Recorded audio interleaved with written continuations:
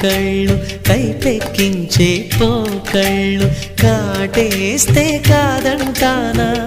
ఇప్పుడైనా వయసేమైనా సొగసేమైనా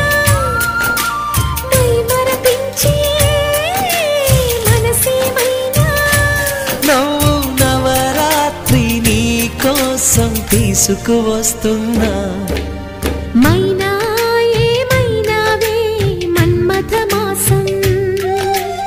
అయినా ఎంతైనా